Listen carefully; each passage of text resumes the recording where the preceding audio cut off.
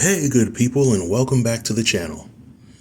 After watching episode 2 of Naked and Afraid Apocalypse, if I had to give it a rating on a scale of 1 to 10, I would give this episode a solid 4.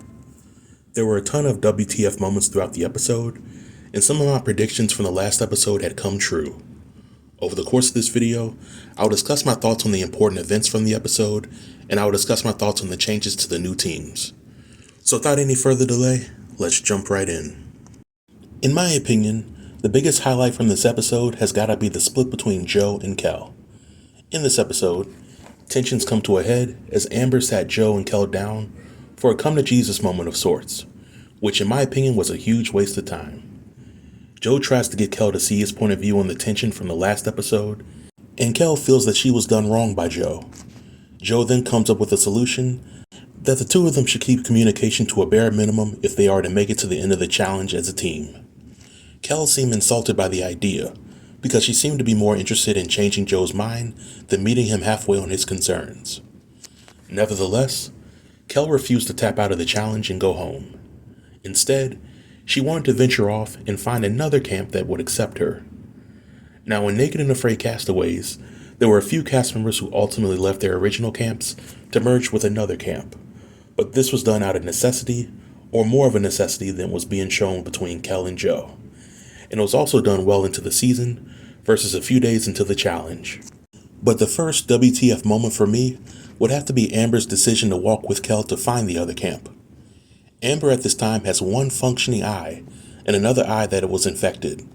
So if she were to migrate with Kel several miles to another camp, then convince the camp to accept Kel, then Amber would have to then migrate all the way back to her own camp with one working eye. And let's say that the new camp didn't accept Kel. Then what would Amber's next course of action be? Travel with Kel from camp to camp until somebody accepted her? The whole thing didn't make any sense to me, but I digress. The second highlight from this episode would be Amber getting med-tapped. When Amber injured her eye and was initially evaluated by the medic, he told her that her injury could be an infection and that she should take it easy for the next few days. In this episode, we see Amber wearing a dusty, dirty eye patch, and I'm sure that sweat and some other substances may have gotten into her eye while wearing that eye patch and while taking Kel to other camps. So I think it's safe to say that Amber's eye getting infected may not have happened if she followed the medic's advice. So I wasn't surprised that the medic med-tapped Amber, but this was yet another WTF moment. The third highlight for the episode would have to be Russell getting med-tapped. In this episode, things were seemingly getting better for Russell and the team. Waz, Teal, and Russell secured their first big meal of the challenge as Waz was able to catch 14 fish for the team to eat. Russell even said that after a meal like that, he was starting to feel like his old self again.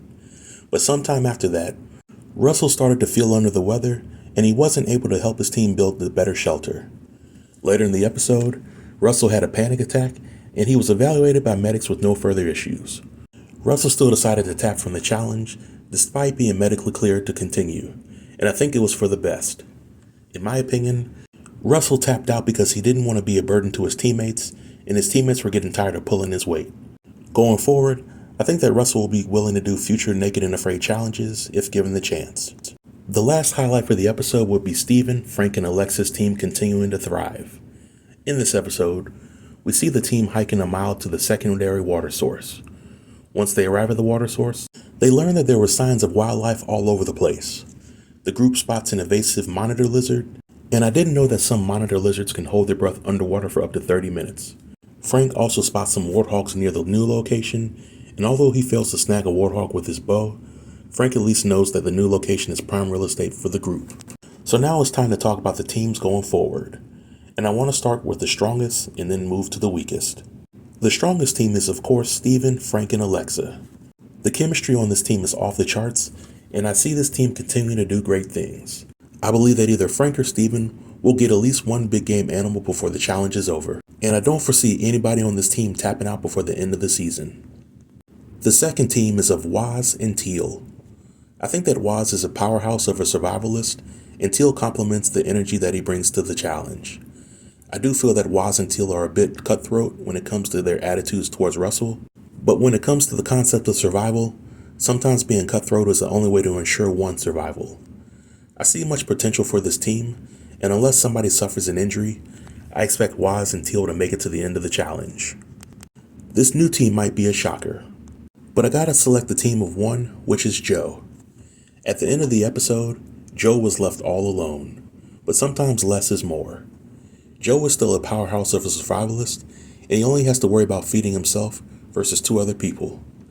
If Joe sees a monitor lizard, then Joe is about to have breakfast with no questions asked.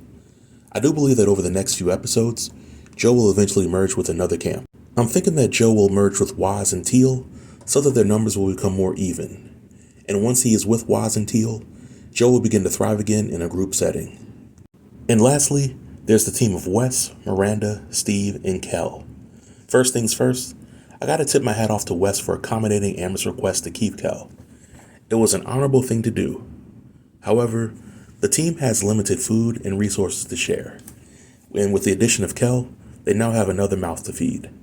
I believe that at least one more person from this group is going to tap out of the challenge within the next few episodes, and I believe that whoever remains from this group will be merging with another group towards the end of the season. But we shall see. And this marks the end of my review. Please feel free to leave all comments below in the comment section, and I'll be sure to reply to everybody. And going forward, I'll be posting my reviews for Naked and Afraid Apocalypse on the night or the day after each new episode is released. Until next time, stay tuned and stay safe. Peace.